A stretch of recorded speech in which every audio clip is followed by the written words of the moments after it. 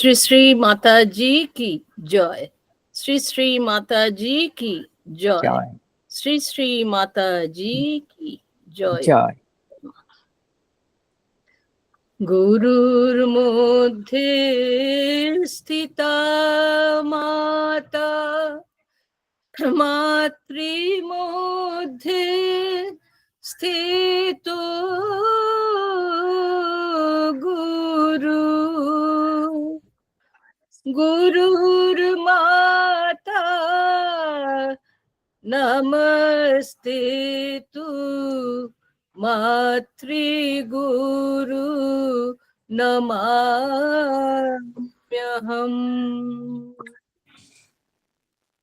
या देवी ब्रह्मरूपिणी या वन्दिता शिवादिभिः शोभा माता सा जननी मातृगुरु प्रकृतिता भक्ति भाविना नित्यान्त्य प्रणमामये स्तवये स्तुता वन्दामहे वयोमहो वन्दामहे वयोमहो शेषासुधे भक्तवृन्दा।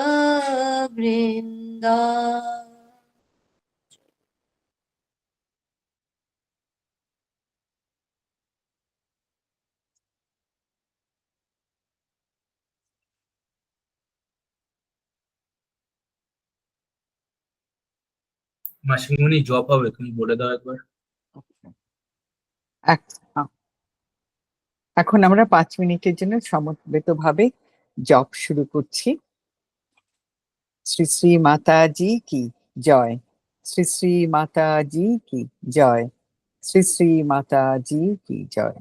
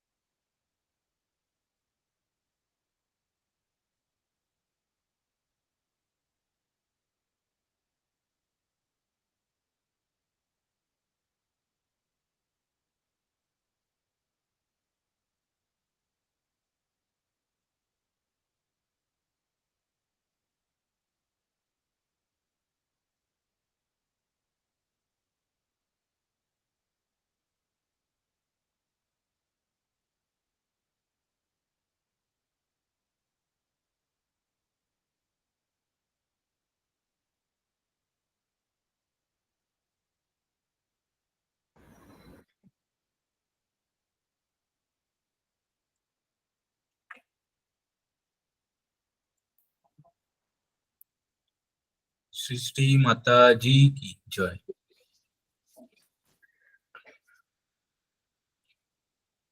তোরা ব্রজের বালক তোরা বল হরি বল, তোরা ব্রজের বালক তোরা বল হরি বল, এ নাম কোথা হতে কে আনিল বল হরি বল, এ নাম জীবের ভাগ্যে উদয় হলো বল হরি বল, এ নাম গোলকে গোপনে ছিল বল হরি বল, নামে পাপি তাপি তোরে গেল বল হরি বল, এ নাম গৌর নিতাই এনে দিল বল হরি বল, এ নাম আচঙ্গালে বিলাইল বল হরি বল, হরি বল হরি বল হরি বল হরি বল হরি বল হরি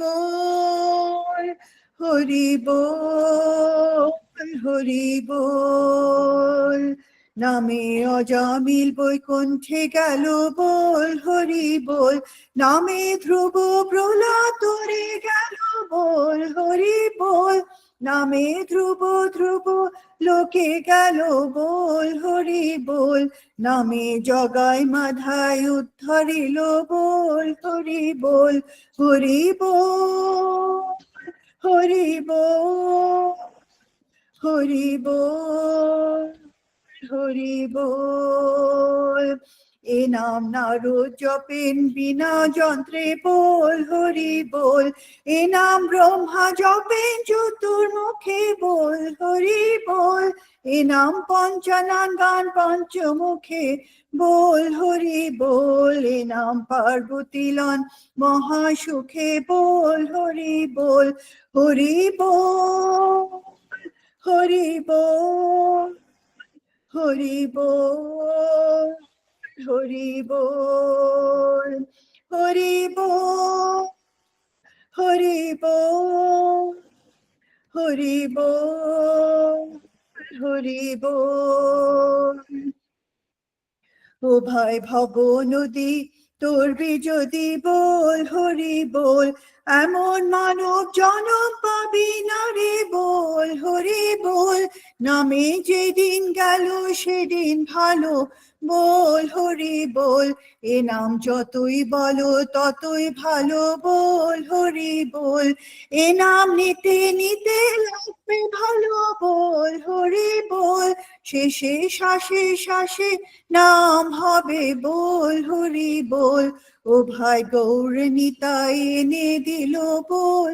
ও ভাই গৌর বলাই হরি নাম বল হরি বল, ও ভাই নিতাই বলাই হরি নাম বল হরি বল, ও ভাই মায়ের দেবাই হরি নাম বল হরি বল, ও ভাই সন্ত বলাই হরি নাম বল হরি বল, ও ভাই রাম বলাই হরি নাম বল হরি বল, ও ভাই মায়ে দেবাই হরি নাম বল হরি বল, হরি বল হরি বল হরি বল হরি বল হরি বল হরি বল হরি বল হরি বল হরি বল হরি বল হরি বল হরি বল হরি বল হরি বল হরি বল হরি বল।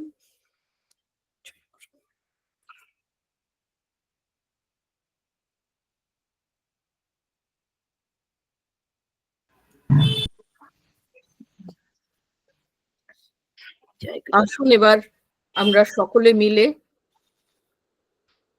শ্রী শ্রী মায়ের চরণে ও শ্রী গুরু পরম্পরার উদ্দেশ্যে আমাদের সকাতর প্রার্থনা নিবেদন করি।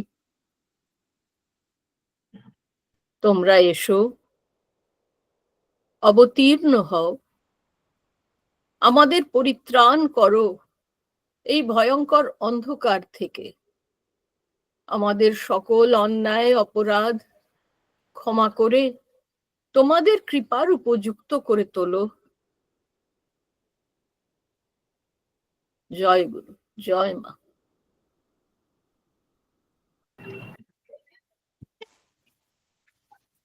Mamuni's hagiography, on which the research work has started, we are reading Chapter 5, Stepping Out into the World, Part 3.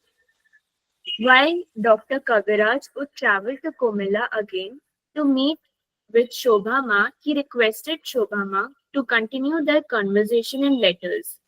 For months, he would send his questions in writing, and she would reply similarly. This correspondence, available in Dr. Kaviraj's collection, proved to be a treasure trove and remains a testament to Shobhama's unique and insightful perspective on Hindu theology. The high regard in which Dr. Kaviraj held Shobhama helped to dispel much of negativity that had started swirling around when some disciples of Shantadasji refused to acknowledge Shobhama's spiritual lineage. Soon after he returned from Barkanta, Dr. Kaviraj organized a trip to Varanasi for Shobhama. He wanted to shine a spotlight on her and introduce Hinduism's most elite scholars and leaders to Shobhama. No one could have anticipated how this trip would turn out and the many lives that would be changed by it. On 29 December 1938, Shobhama set out from Barkanta to Calcutta with her parents, two younger siblings, Bhaida and Ushama. They traveled with a beautifully framed oil painting of Shantadasji and a photograph of the Krishna and Radha deities at Shantadasji's ashram in Vrindavan. Shobhama and her entourage arrived at Shialda station on the night of 30th December and went to stay with a close friend of Dr. Kaviraj, Dr. Akshay Kumar Datta Gupta, Chief Librarian of Imperial Library in Calcutta. He was also a disciple of Vishuddhananda Paramhansa. Akshay Babu had heard about Shobhama after Dr. Kaviraj returned from Barkanta. Intrigued as he was by Kaviraj's description of the girl who had achieved Purna Brahmagya, there was another detail that made Akshay Babu curious about Shobhama. Akshay Babu knew Jitesh Chakraborty as a suited-booted, Anglistic gentleman. Yet this same man had returned from Barkanta trip transformed.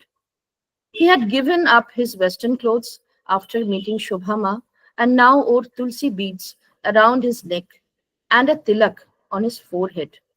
It wasn't only a matter of changed appearance. The Chakrabortys were an orthodox Brahmin family. For Jitesh Chakraborty to take Diksha from a young girl who wasn't even a Brahmin was very surprising. When Dr. Kaviraj asked if Akshay Babu would host Shobhama for a week, he readily agreed because he was curious to meet her. Here is what Akshay Babu wrote of his first impression of Shobhama. A petite young woman, open hair, simple attire, an extraordinary light in her eyes and an incomparable smile.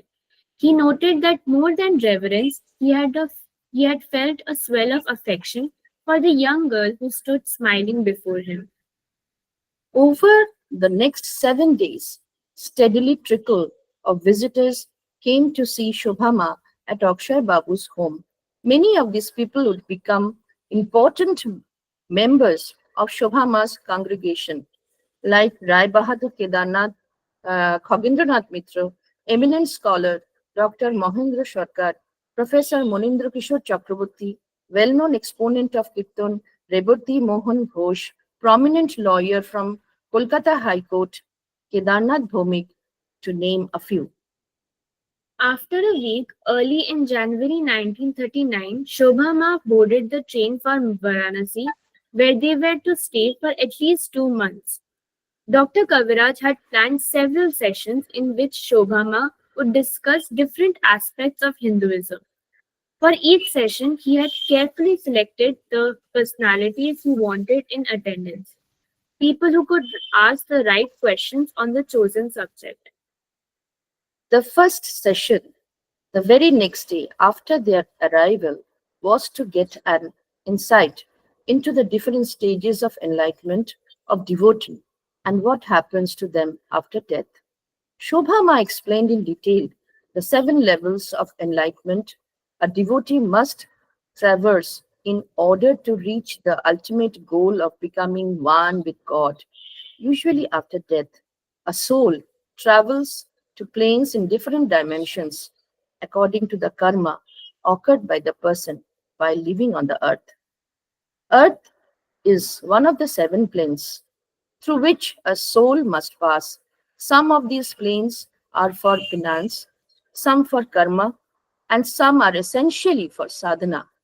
She emphasized that for those who are disciples of Sadguru, astral travel after death is different and determined by the Guru. Souls that reach up to the first 5 planes have to be reborn and return to earth to complete their karmic cycles. She emphasized that for those who are disciples of Sadguru, astral travel after death is different and determined by Guru. They can reach the 6th or 7th planes within 2 or 3 birth cycles, and after that, usually need not return the cycle of birth, death, and rebirth. If a soul from these planes return to earth, it is most often for some special purpose, often to usher socio-religious changes in society. Usually, in case of disciples of Sadguru, the soul reaches one of the higher planes where their sadhana may be continued. Beyond these 7 planes, there are exalted planes that only a devotee of the highest stature may reach. Each of these planes is associated with a deity. For instance, Devilok is associated with Ma Kali, while Brahmalok is the seat of Brahma, who controls all creation. Beyond Brahmalok lies Kailash, the seat of Shiva and Durga, Vaikunt, which is the seat of Vishnu, and Golak, the seat of Krishna. Beyond these lie 2 more planes which only the greatest of devotees may reach. It is the quantum of bliss or ananda that distinguishes one from the other. Shobhama explained to the gathering. The first session, organized over the weekend, was a part of Dr. Kaviraj's plan of the grand debut for Shobhama. After another session, both of which greatly impressed the group of intellectuals Dr. Kaviraj had invited to attend, he gave Dadu and his family a few days to see the famous temples of Varanasi, enjoy pleasant evening sitting on the colorful ghats of Ganges, and get a feel of the city while he attended to his official works. They were to meet again over the next weekend for more sessions. During this interval, Shobhama received one important visitor from Vrindavan, Swami Krishnadasji. When Swami Krishnadasji, one of the Santadasji's most eminent disciples, heard Shobhama was in Varanasi, he came to meet her. Swami Krishnadasji was a well-known and well-respected figure among the ascetics because, aside from his own erudition, he had been entrusted the responsibility of running his ashram by Santadasji himself. However, within a year of taking on his task, Krishnadasji felt the demand of the ashram were too time-consuming and interfered with his own sadhana, and he was contemplating with the idea of leaving everything behind and go to the Himalayas in pursuit of his personal quest for enlightenment. It is interesting to note Swami Krishnadasji was among those who were disturbed by the aggressive antagonism that Shobhama had faced from one section of Santadasji's disciples. When the two met in Varanasi, Shobhama and Swami Krishnadasji struck up an instant rapport. Unknown to everyone, this meeting was of immense significance for both Swami Krishnadas Ji and Shobhama, but its importance would be revealed some years later. The first two sessions planned by Dr. Kaviraj had been so successful that he was eager to organize the next as soon as Shobhama and her family had seen a little of the Varanasi city.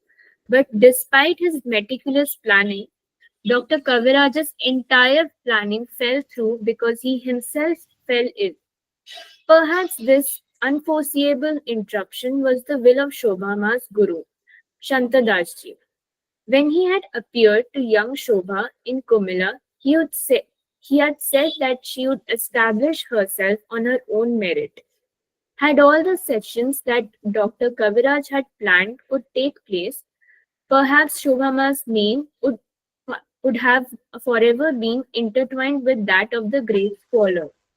Now, however, the Hindu intellectual establishments of Varanasi were made aware of this young ascetic from Komila who had impressed Dr. Kaviraj with her knowledge and his spiritual abilities, but she remained known only to a select few. Many merely heard her name, while some others waited in vain to meet her.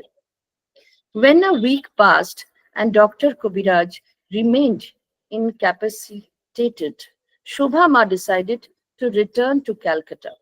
Many requested her to consider staying on for a little longer. Shobhama, however, was adamant. It was a glimpse into how decisive she was in her thinking. When she decided upon a course, she followed it, irrespective of what others thought. She exhibited his character trait many times in the course of her life, but January 1939 was the first time many in her circle realized how unyielding she could be. Even when Dr. Kaviraj personally sent a message urging her to stay on, Shobhama gently informed him that though she was leaving earlier than the plan was now, but she would come back to Varanasi once Dr. Kaviraj was cured. And she did return, but more than a decade later, after building her own ashram in the holy city on a plot not far from Dr. Kaviraj's house. Yeah.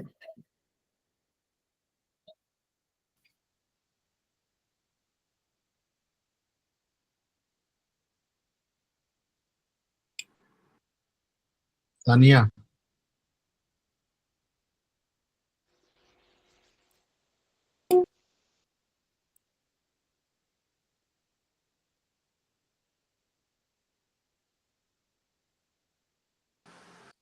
Tania আছে?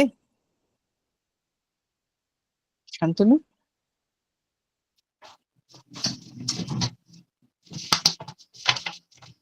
আমি কি তাহলে পড়বো তানিয়া যদি না থাকে? হ্যাঁ, আমার মনে হয় যদি না থাকে তুই শুরু করে দে। তানিয়া নেই, তানিয়াকে ফোন করতে হবে। ঠিক আছে। জয় মা। Stepping out into the world, part 4. Back in Calcutta, Akshay Babu was both surprised and elated to receive a telegram from Dadu that he, along with Shobhama and the entire group, were returning to Calcutta. Dadu requested Akshay Babu to host them for a few days until they left for Barkanta. To the thrilled Akshay Babu, Shobhama returning to his home felt like a benediction. As it turned out, the transformation of the miraculous girl from Kumilla into a religious leader was destined to start in Calcutta, with Akshay Babu being Shobhama's proud host. On 13 January 1939, Shobhama, with her family, returned to Calcutta and was received with warmth and enthusiasm by Akshay Babu and many others who were already seeing themselves as her devotees. Smiling, she told them, "See, I said I will come back, and I have. How long do you want me here?" "You have just arrived," Akshay Babu told her. Let us not talk about going just now. People in Calcutta are waiting to meet you, learn from you so many aspects of spirituality. How can you disappoint them? True to Akhoy Babu's words, news of Shobhama's arrival in Calcutta spread quickly. Once again, his house teemed with visitors and hummed with activity.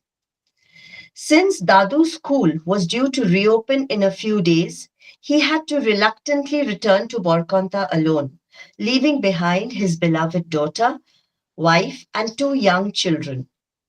Dadu's departure meant that there was no one recording the wonderful conversations Shobhama had during this time period. Only a few of those conversations could be recorded when Akhoy Babu was available. Some of Akhoy Babu's friends who came to see Shobhama were genuinely seeking answers to questions both philosophical and scientific. A few came with the intention of testing this young woman whose understanding of the religious texts and eloquence were becoming a conversation topic in their homes. Many more came as admirers and devotees. Shobhama welcomed everyone with a smile and patience. She enjoyed the conversations and was always willing to discuss topics raised by the guests. Some evenings were spent listening to devotional music. We know eminent vocalist Brojen Ganguly came with his Kirtan troupe to entertain Shobhama.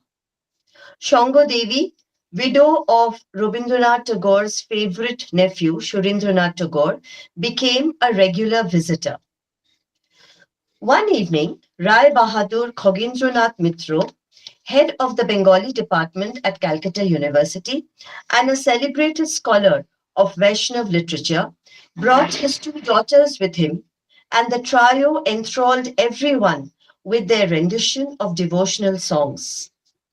It was the beginning of a connection that would span decades. When Shobhama decided to build an ashram in Banaras in 1952, the younger of the two daughters, Minoti, joined her and spent the rest of her life there. However, what Shobhama enjoyed most were the probing questions, particularly those put forward by academicians and intellectuals. One evening, the conversation was led by Professor Monindra Kishore Chakraborty and Dr. Mahendra Nath Sarkar, both eminent professors in Calcutta University. Luckily, Akhoy Babu was present and could take notes during this interaction. Here is an excerpt. Question. Have you seen God? Shobhama. Of course. Question. What is your relationship with God? Shobhama. An integral, seamless relationship. Question. What then is your relationship with the world? Shobhama. The same as the relationship of God with the world. Question. Do you believe in the theory of evolution? Shobhama.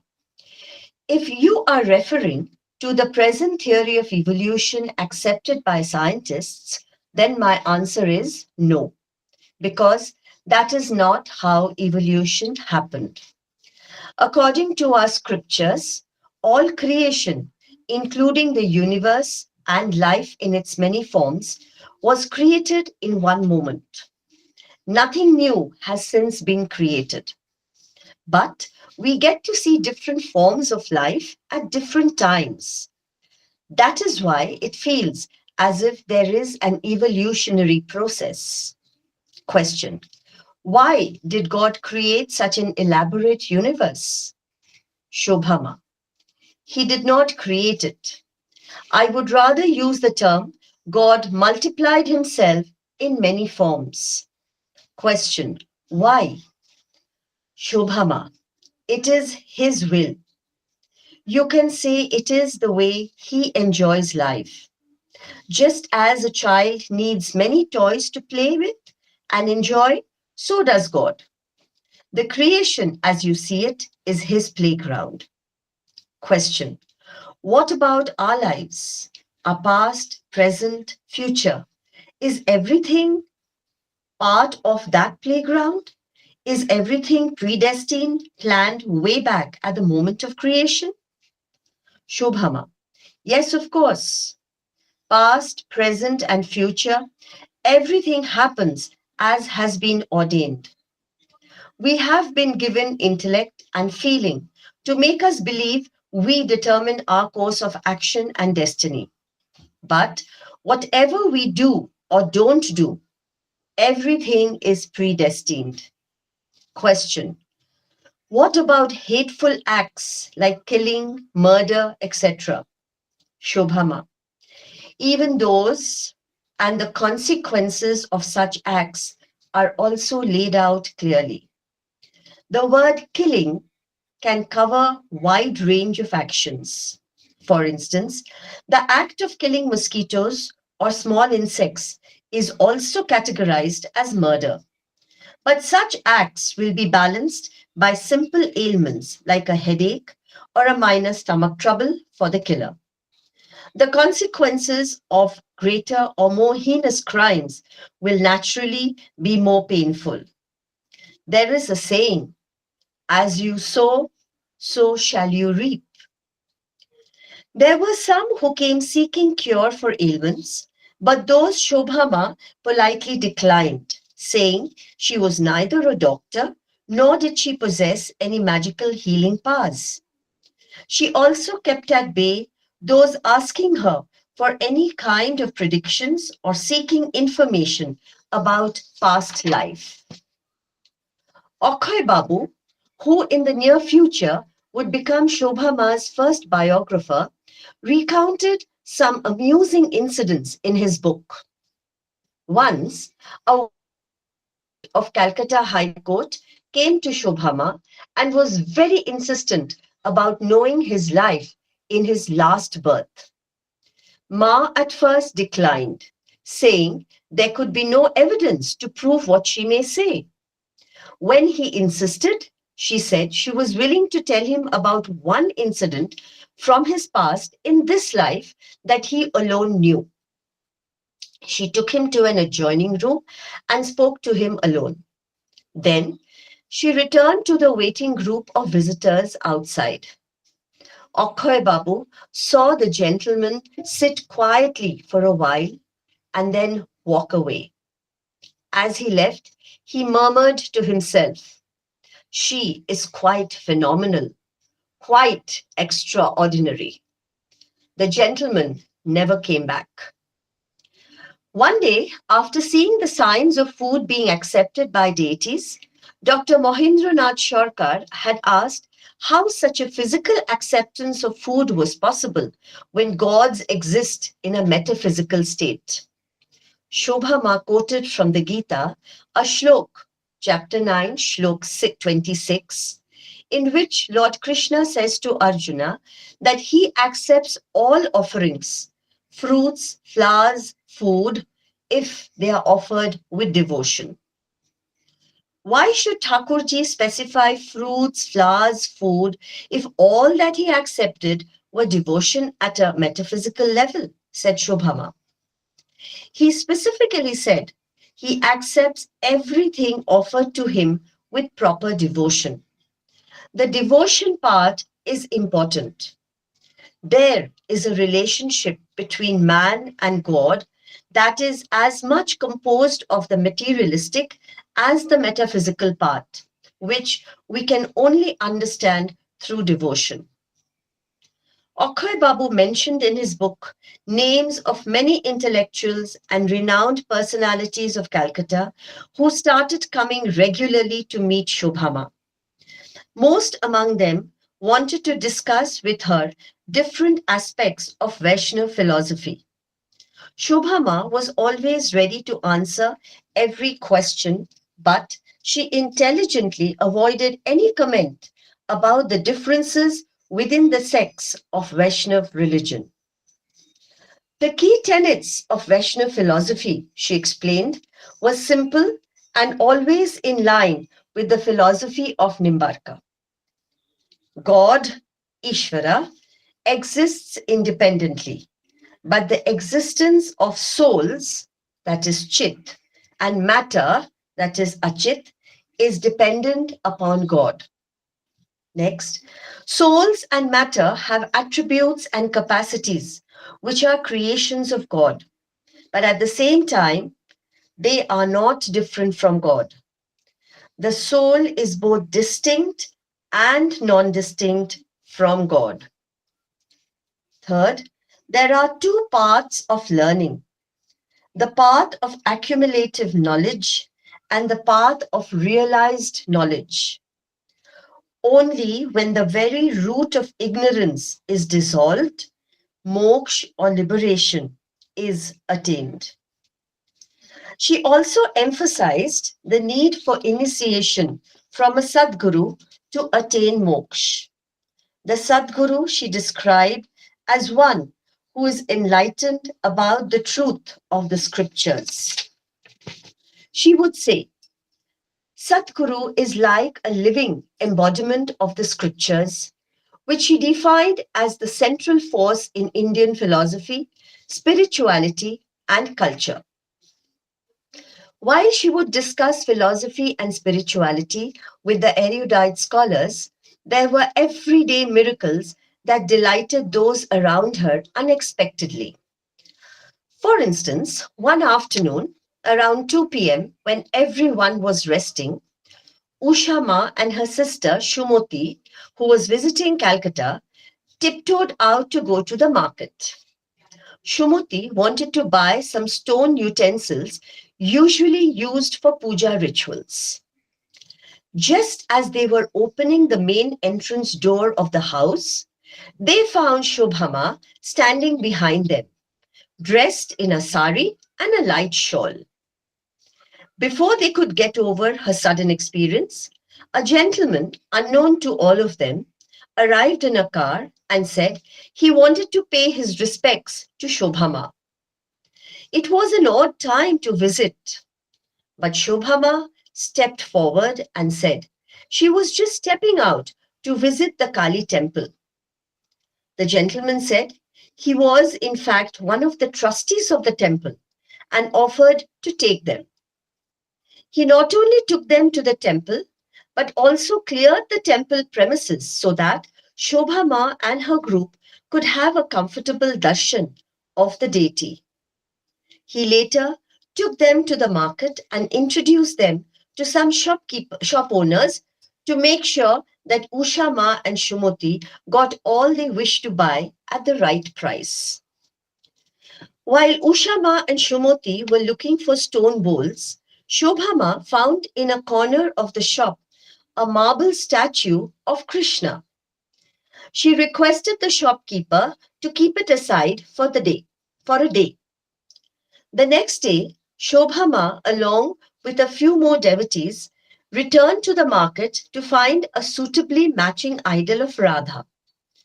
After some searching, an idol of Radha was finally selected, and Dr. Suresh Dev offered to pay for both idols. Beena Sen was part of the group and thought the idol of Radha did not match the loveliness of the Krishna idol. She told Shobhama this, and Shobhama assured her that once the idols are worshipped regularly, she will surely find they matched perfectly. I had the opportunity to visit the Raha house in Borkonta sometime in the late 1940s and was amazed at the transformation of the idol, Beena wrote in her memoirs. When I expressed my surprise at seeing the beauty of the idol of Radha, Shobhama only smiled and said, when you worship with the right attitude and devotion, the idols no longer remain mere stone statues, but become living symbols of God. This is how the idols of Krishna and Radha in Shobha Ma's ashram in Banaras found their way to us. In its own way, the relationship between Bina and Shobhama was a miracle too. Bina, having lived outside India for much of her formative years, could barely speak Bengali when she came to Calcutta in January 1939. She'd come to India from Cambridge, where she'd been sent to study, but had been ordered by her father to come back to Calcutta when the situation in Europe became tense. World War II was impending. Their family home in Kolkata was next door to Akhoy Babu's residence, and Bina was watching the spurt of activities in Akhoy Babu's house when Shobha Ma smiled and invited Bina to come over. Keep in mind that at that time, Shobha Ma only spoke the Bengali dialect of Kumilla. Yet, a friendship blossomed between these two dissimilar young women, and it would deepen into a unique relationship that straddled both that of Guru and Shishya and also camaraderie. Soon after meeting Bina, Shobha Ma had confided to Dima that she would encourage Dr. Suresh Dev, then a confirmed bachelor, to marry Bina, who was 14 years younger to him. Shobha Ma said the two had been husband and wife for 3 births in a row, and their mutual attraction needed to arrive at a closure. Dima was suitably shocked when she heard this, but Shobha Ma's words proved to be true. In 1943, against all odds and despite significant challenges, in Shobha Ma's presence, Dr. Suresh Dev and Bina Sen would be married. In 1939, after the news of Krishna and Radha idols began reaching the devotees, gifts started to pour in. Amulya Ratan Ghosh, Shobha Ma's first disciple outside the family circle, offered to buy a set of jewelry for the idols. Another devotee brought a silver flute. Brocade outfits and bejeweled crowns were gifted by others. Time unfurled steadily, and on Shobha Ma's birthday, a grand ceremony was organized by the family members of late Manmohan Ghosh, a close friend of Shantadas ji. Shantadas ji often came to stay in the Ghosh's home in Ananda Niyogi Lane in Bagbazar in North Calcutta before his ashram in Shibpur was built. It was in this building that the first grand-scale celebration of Shobha Ma's birthday outside Kundagram and Borkanta took place. Here, for the first time, the rituals to start puja of the Krishna and Radha idols were also performed. To everyone's surprise, Sri Sri Anandamoyi Ma unexpectedly arrived and graced the occasion with her presence. During this trip in January 1939, Shobha Ma also gave Naam and Diksha to many devotees. The Diksha ceremony of one school teacher named Sarojini, who had been widowed at a very young age, deserves a special mention. Sarojini's family had been disciples of Vishuddhananda Paramhansa. When Sarojini was widowed, the bereaved family had taken her to Vishuddhananda Paramhansa, asking him to give her Diksha so that the young widow would be protected.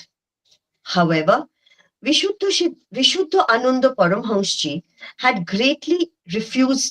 gently refused them. I am not your guru. You will get your mantra from Ma Jagadamba, he told Sarojini, and then advised her father to send Sarojini to school so that she could become self-reliant. 20 years later, Sarojini received Diksha from Shobha Ma. After nearly 2 months of stay in Calcutta and with a promise to return soon, Shobha Ma was finally able to leave the city and return to Borkanta. The trip was not what Dr. Kobiraj had planned, and his disappointment knew no bounds. But it was exactly as Shobhama had desired. Her first step towards establishing herself as a worthy successor of Shantadasji. Joy Ma.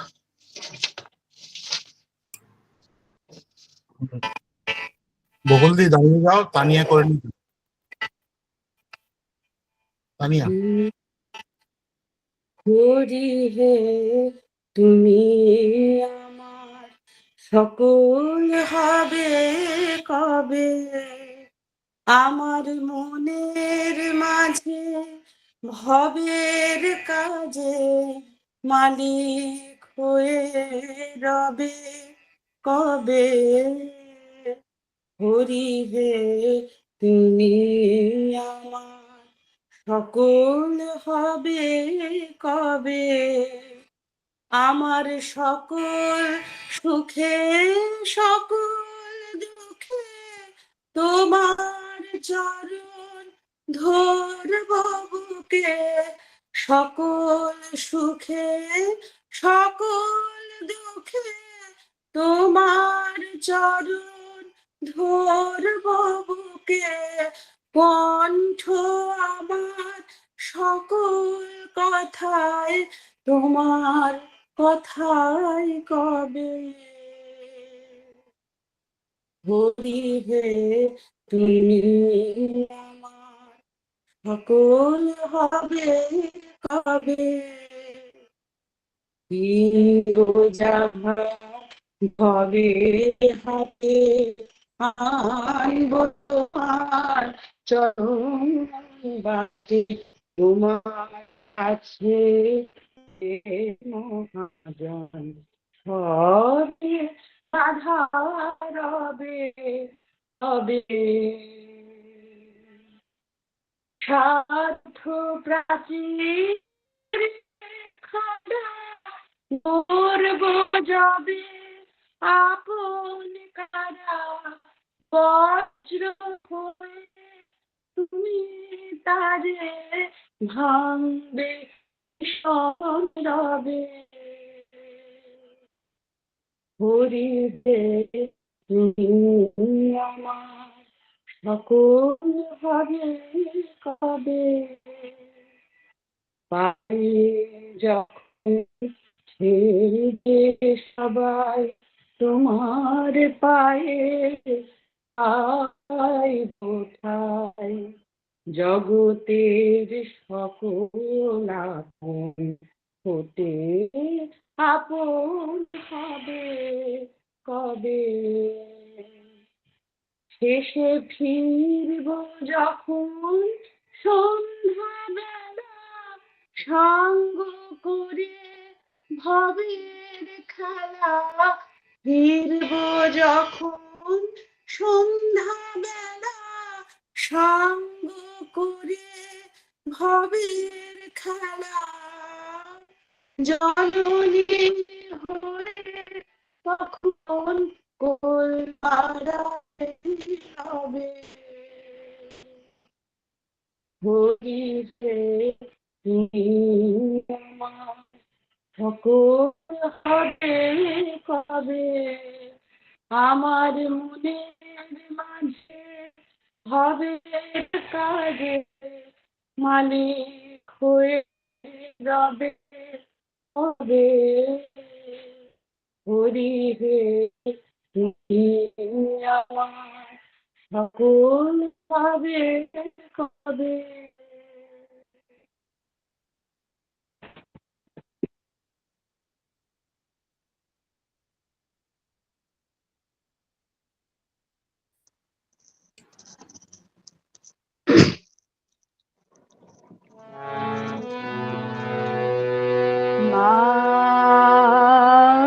মাঝার আনন্দময়ী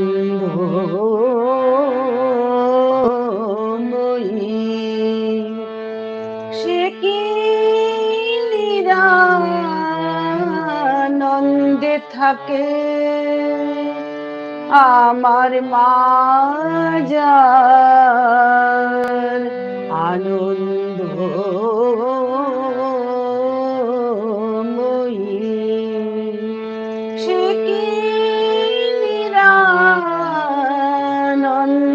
থাকে যার ইহকালে পরকালে যার ইহকালে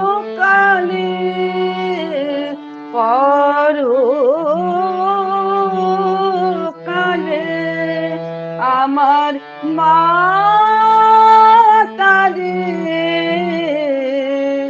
আনন্দে রাখে মা গো মা যার আনন্দ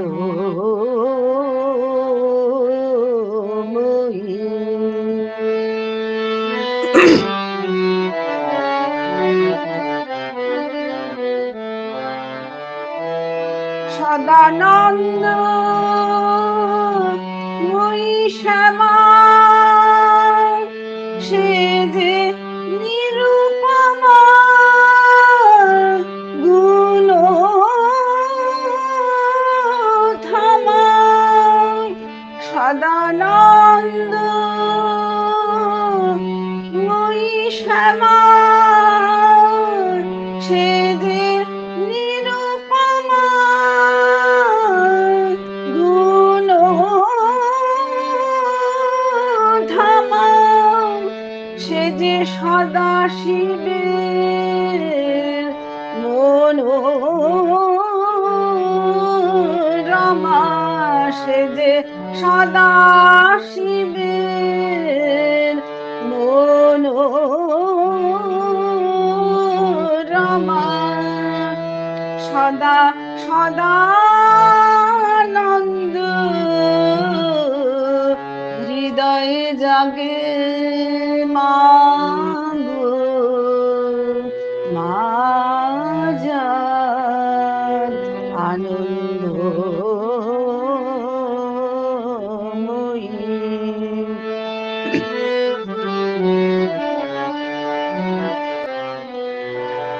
নাম সুধা পানে রাখো নাম সুধা পানে মাগো সদা থাকে যে জন নাম সুধা পানে মাগো সদা থাকে যে জন না হয় তার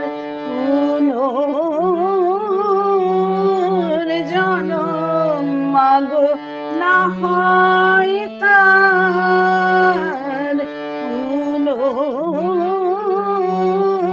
পুনর্জন্ম এ কথা আগমে লিখে মা গো মা যার আনন্দময়ী সে কি আনন্দে থাকে যারি কালে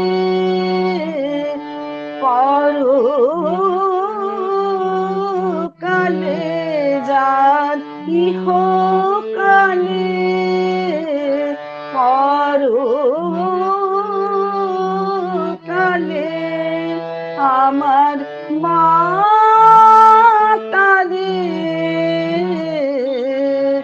আনন্দে রাখে মা গো মা যার আনন্দময়ী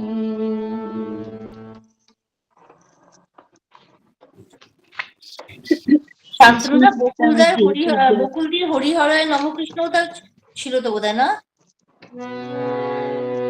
হরিহরায় নম কৃষ্ণ যাদবায় নম হরিহরায় নম কৃষ্ণ যাদবায় নম যাদবায় মাধবায় কেশবায় নমঃ গোপাল গোবিন্দ রাম শ্রী মধুসূদন গিরিধারী গোপীনাথ মদন মোহন জয় হংস ভগবান সনকাদি ভগবান জয় নারদ ভগবান নিম্বার্ক ভগবান জয় দ্বাদশাচার্য ভট্ট অষ্টাদশ জয় দশম দেবাচার্য দাস একাদশ শ্রী সন্ত দাসজির করি চরণ বন্দন শ্রী সন্ত দাসজির করি চরণ বন্দন যাহা হইতে বিঘ্ন নাশ অভীষ্ট পূরণ এই গুরু পরম্পরা যার মোরা তার দাস তা সবার পদ রেণু মোর পঞ্চগ্রাস তাদের চরণ সেবী ভক্ত সনে বাস জনমে জনমে হয় এই অভিলাষ নিম্বার্ক সম্প্রদায় যবে ব্রজে কইলেন বাস রাধা কৃষ্ণ নিত্য লীলা করিলেন প্রকাশ ব্রজে রাধা কৃষ্ণ নিত্য লীলা করিলেন প্রকাশ আনন্দে বল হরি ভজ বৃন্দাবন মনের আনন্দে বল হরি ভজ বৃন্দাবন শ্রী গুরু বৈষ্ণব পদে মজাইয়া মন শ্রী গুরু বৈষ্ণব পাদ পদ্ম করিয়াস নাম সংকীর্তন করেন শ্রী মায়ের দাস নাম সংকীর্তন করেন শ্রী মায়ের দাস নাম সংকীর্তন করেন শ্রী মায়ের দাস হরে কৃষ্ণ কৃষ্ণ কৃষ্ণ হরে হরে হরে কৃষ্ণ কৃষ্ণ কৃষ্ণ হরে হরে হরে রাম রাম রাম হরে হরে হরে কৃষ্ণ কৃষ্ণ কৃষ্ণ হরে হরে হরে রাম রাম রাম হরে হরে হরে কৃষ্ণ কৃষ্ণ কৃষ্ণ হরে হরে হরে রাম রাম রাম হরে হরে হরে কৃষ্ণ কৃষ্ণ কৃষ্ণ হরে হরে হরে রাম রাম হরে হরে হরে কৃষ্ণ কৃষ্ণ কৃষ্ণ হরে হরে হরে রাম রাম হরে হরে হরে কৃষ্ণ কৃষ্ণ কৃষ্ণ হরে হরে হরে রাম রাম হরে হরে জয় মা। শ্রী শ্রী মাতা জি কি জয়। আমি আমাদের মা বই থেকে সুনীতিদের লেখা পাঠ করে শোনাচ্ছি। শ্রী মায়ের কথা বলতে গিয়ে আমি যেন খেই হারিয়ে ফেলি। এত কথা এসে ভিড় করে যে কোনটা ছেড়ে কোনটা বলি। অনেক দিন হয়ে গেলেও মনে হয় এই তো সেদিনের কথা। মাগো, আমার ভুল হলে তুমি সব শুধরে নিও। নীলাচলে লীলাময়ীর কয়েকটি লীলার কথা এবার লিখব। সেবার প্রথম গিয়েছি মায়ের সাথে। গিয়েছিলাম আমরা তিনজন, সাধু বাবা, কনু ও আমি। সতীও সঙ্গে ছিল, যোগেন্দার ভাড়া বাড়িতে।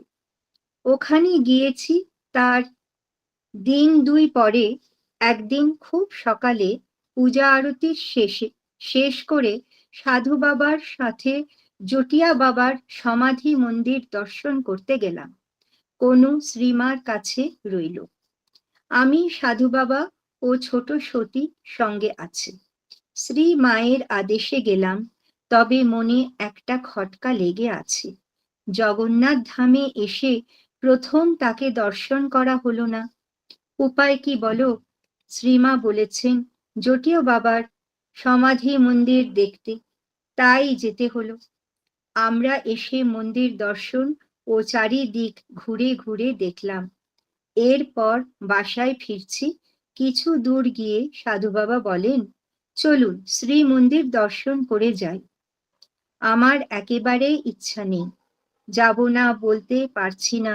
সাধু বাবার পেছনে চলছি আর ভাবছি, আমার ইচ্ছা ছিল শ্রী মায়ের সঙ্গে যাব মন্দিরে।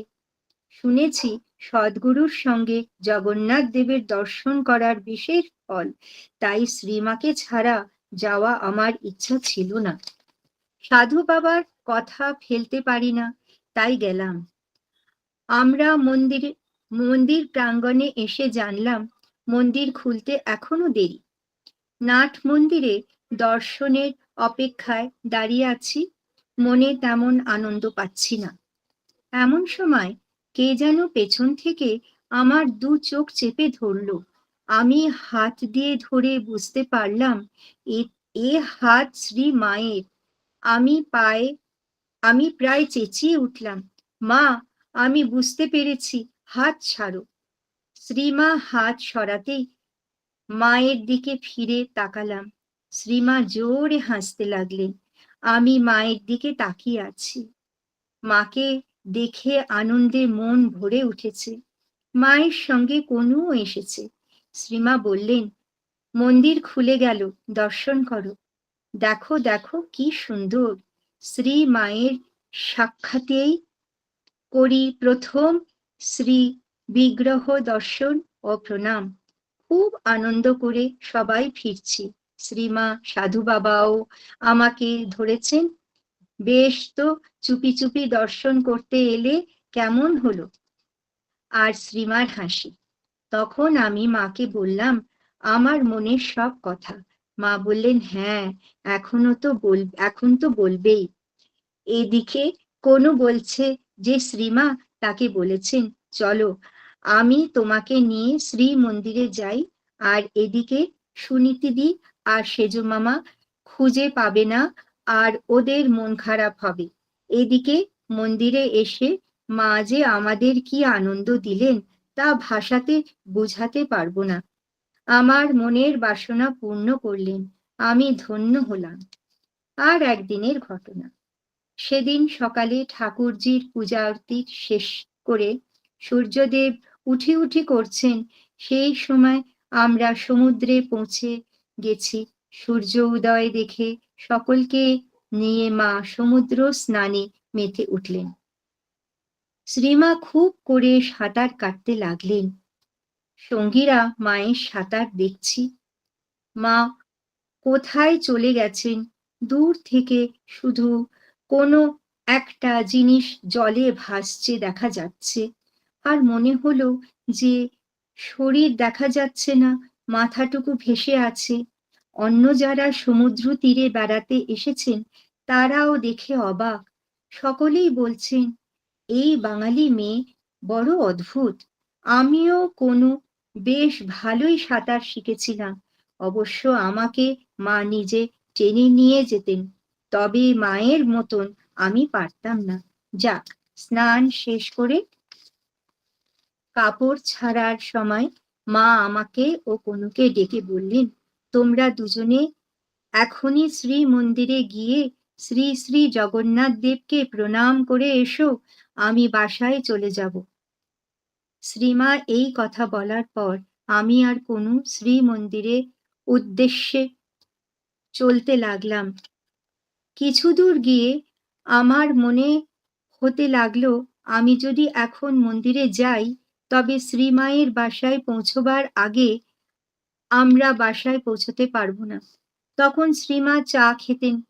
চা তৈরি করার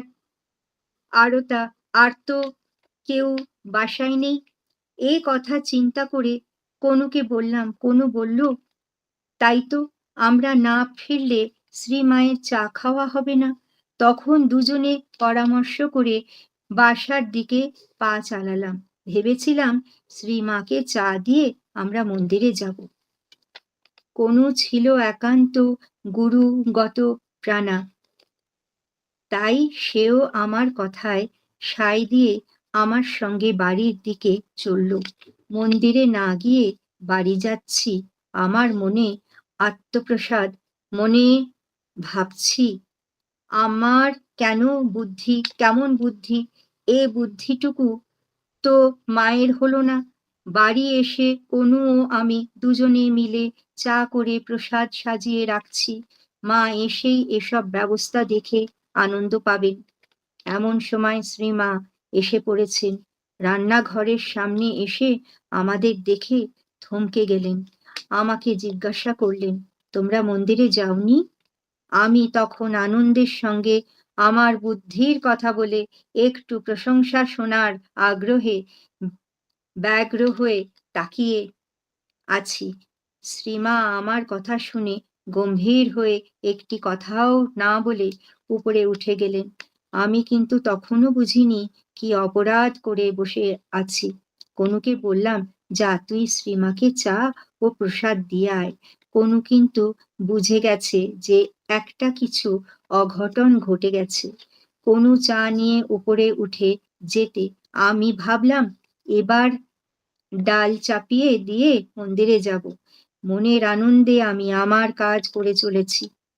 এমন সময় নেমে এলো কনু হাতে চা। তার চা শ্রীমা ফেরত দিয়েছেন। কনুর চোখে জল। মা কিছুই গ্রহণ করেননি।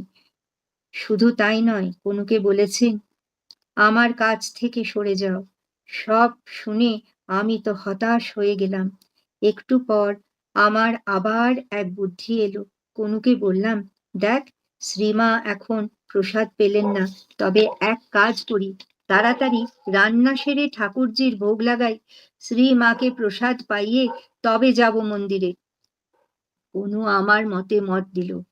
আবার তারা তোড়জোড় করে রান্না করে ভোগ লাগিয়ে শ্রীমায়ের প্রসাদ পাবার পর মন্দিরে যাব ঠিক করলাম। এইদিকে এক ব্যাপার হলো, শ্রীমা কারো সাথে কথা বলছেন না।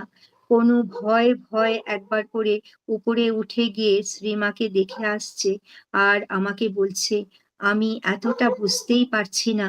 মনে মনে নিজের ব্যবস্থার প্রশংসাই তো করছি।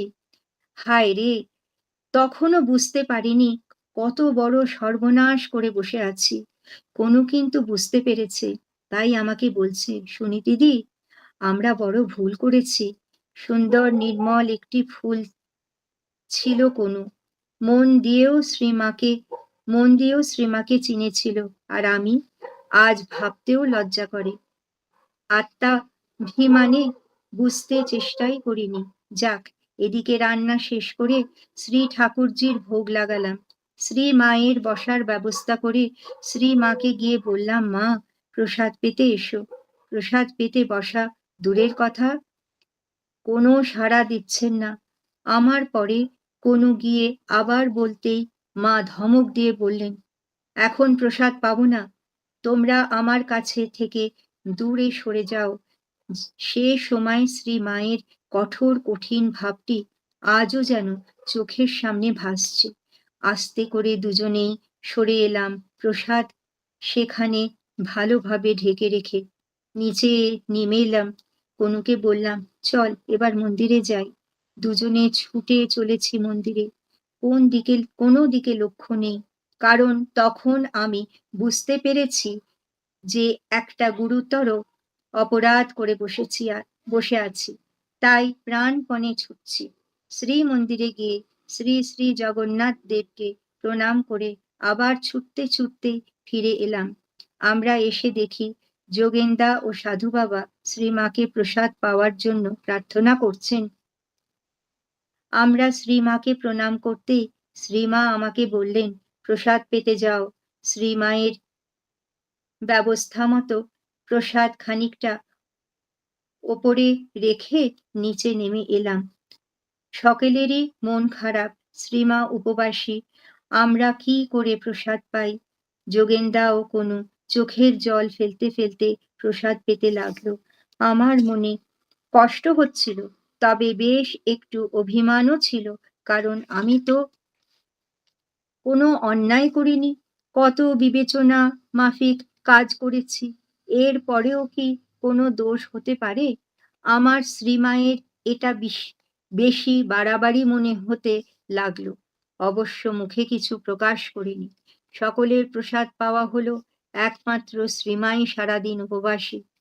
সকলের মুখে ব্যথার ছাপ। মজা এখানে, কেউই কারোর সাথে কথা বলছি না।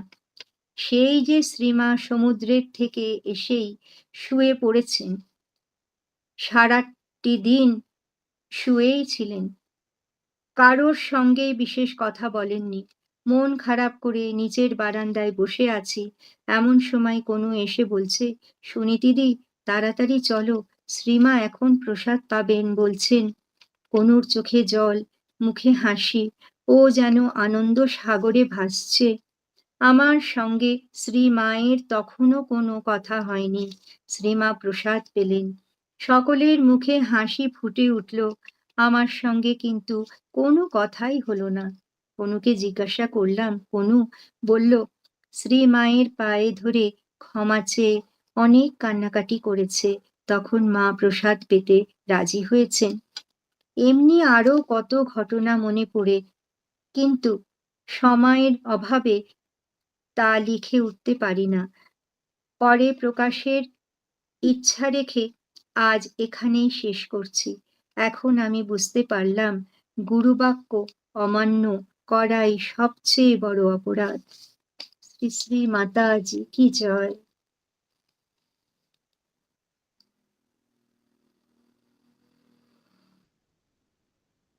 জয় মা।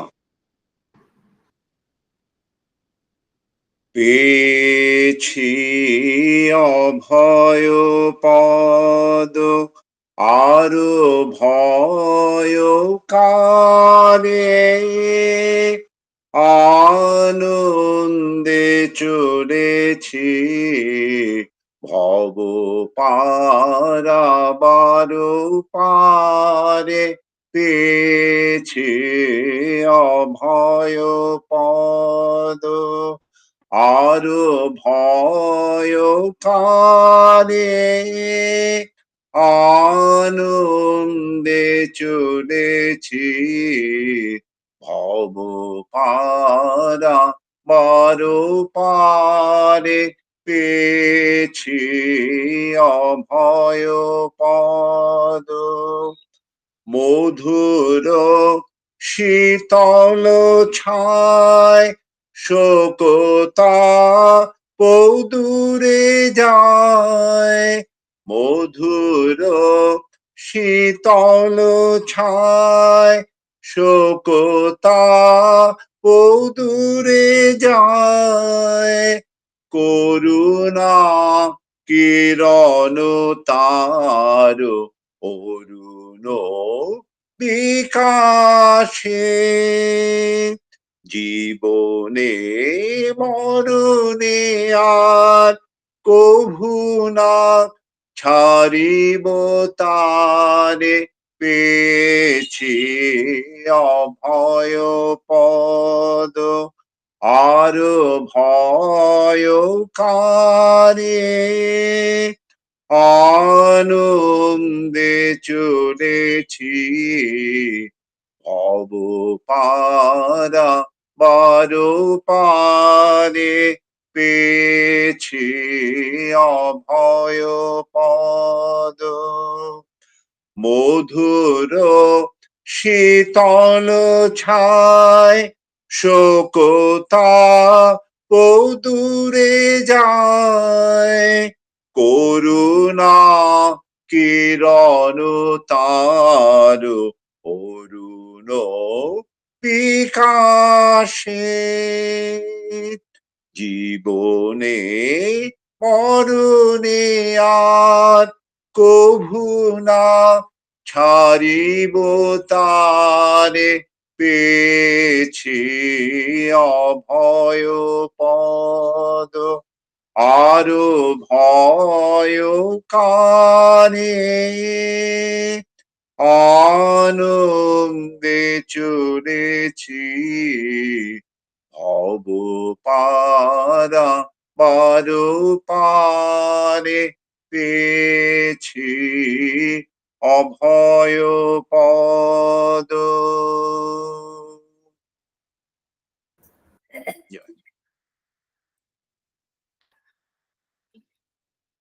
জয় মা জয় মা জয় জয় মা জয় মা জয় মা জয় জয় মা জয় মা জয় মা জয় জয় মা জয় মা জয় মা জয় জয় মা জয় মা জয় মা জয় জয় মা জয় মা জয় মা জয় জয় মা জয় মা জয় মা জয় জয় মা জয় মা জয় মা জয় জয় মা জয় মা জয় মা জয় জয় মা জয় মা জয় মা জয় জয় মা জয় মা জয় মা জয় জয় মা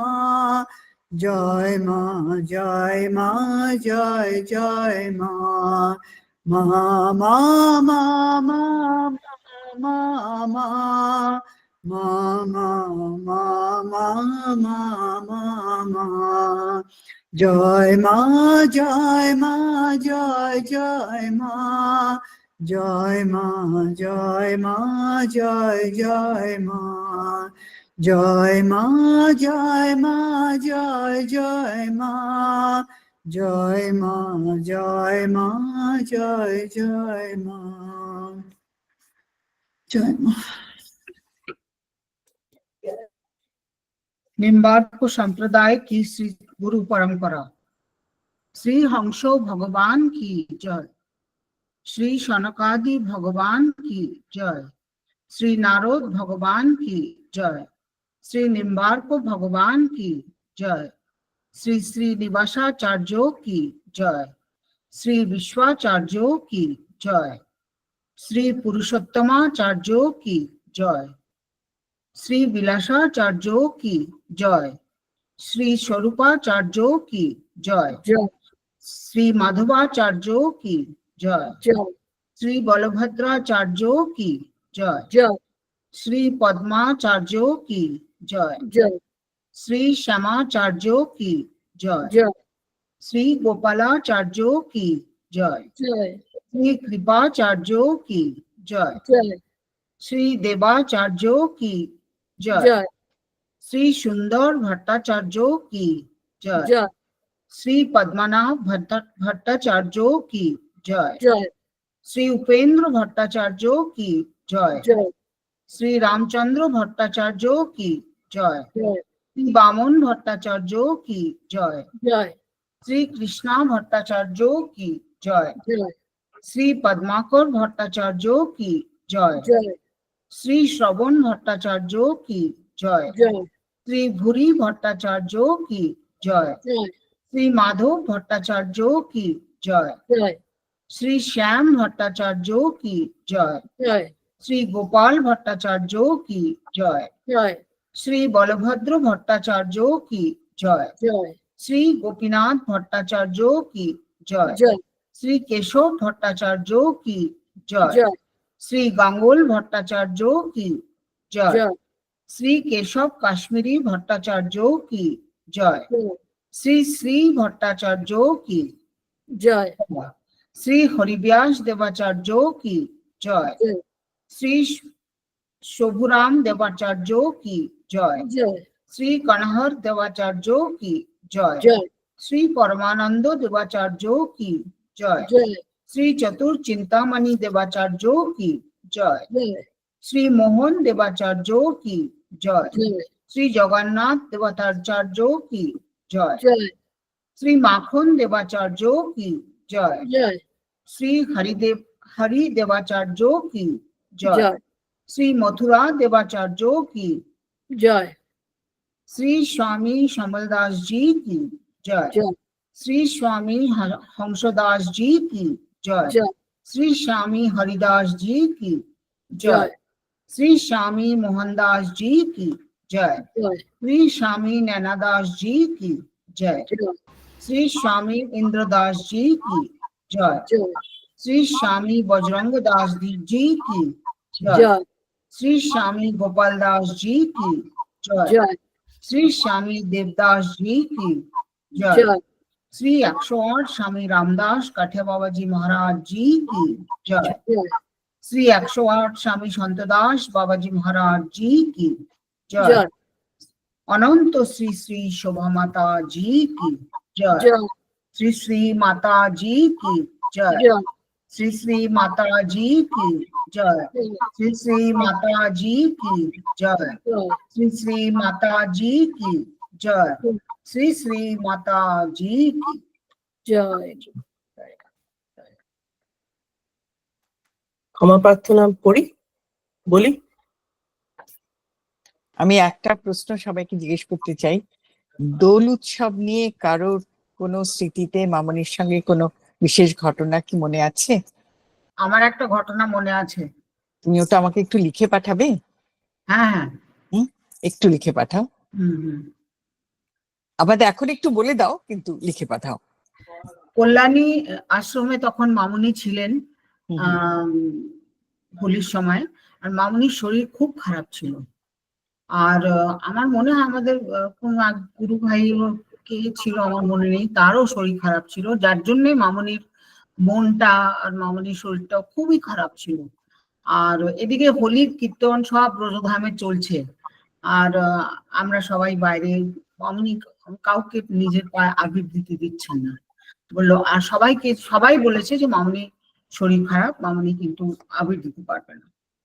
তো আমরা বললাম ঠিক আছে, আমরা দূরের থেকে প্রণাম করবো, মামুনির শরীর যখন খারাপ আমরা আবির দিলে আরো মানে মামুনি আর আরো একটু স্ট্রেন হয়ে যাবে। তো আমিও সবাইকে বললাম না, আমাকে তাপস দা, শিবানী দি, সাদা 3 জন মিলে ধরেছে, অঞ্জু তুই মামুনিকে বল না একটুখানি। আমি বললাম দেখো আমি পারবো না বলতে, মামুনির শরীর ভালো না, এই সময় যদি এরকম আমরা একটা জিদ করি এটা ঠিক দেখা যায় না। না আমাকে বলছে যে তুই একটা কোনো উপায় তো বের কর। আমি বললাম দেখো একটা উপায় আমার মাথায় আসছে, যে মামুনির পা তো কেউ ছবেই না, দূরের থেকেও প্রণাম, আমরা একটা থালা রেখে দেবো যেখানে মামুনি বসে আছেন, সবাই গিয়ে শুধু ওই থালার মধ্যে আবির দেবে আর সরে যাবে, বাইরে গিয়ে প্রণাম করবে। তো এটা কি পসিবল? আমি বললাম প্রসাদ তুমি কন্ট্রোল করতে পারো। প্রসাদ দা বললো ঠিক আছে। আমি বললাম মামুনির পায়ে আবিরও তো দেওয়া হলো না, ওখানে আমরা থালাটা রেখে দেবো। বললো আচ্ছা ঠিক আছে।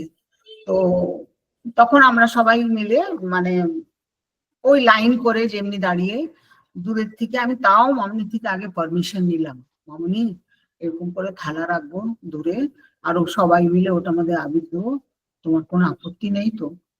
মামুনি আমাকে হ্যাঁও বললো না, নাও বললো না, কিচ্ছু বললো না। কিন্তু আমি ভাবলাম যদি না হতো তাহলে মামুনি বোধহয় অবজেকশন নিত না, না এমনি করো না, বা কিছুই বলেনি মামুনি। আমি বললাম ঠিক আছে মামুনি তাহলে আমরা আরম্ভ করি, তখনও কিছু বলেনি। তো যেমনি প্রসাদ দা পুরো কন্ট্রোল করেছে।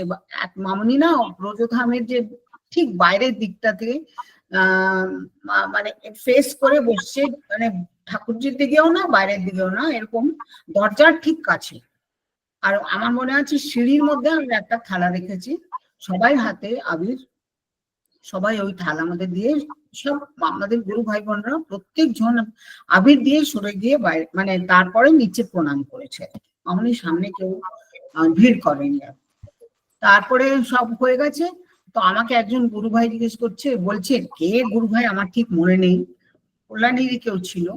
আমাকে বলছে এরকম করে দূরে থালার মধ্যে আবির দিয়ে কি মানে হলো, মামনি তো আমরা কিছু দিই। আমি বললাম তুমি জানো মামনির আশেপাশে কতখানি এনার্জি থাকে? সূর্যর যেমনি আলো, এনার্জি, হিট না, মামনির শরীরেও সেই সেম হিট।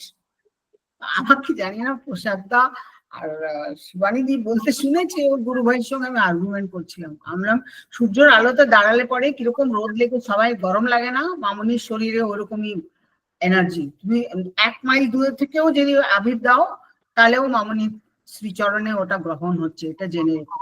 উনি চুপ হয়ে গেলেন।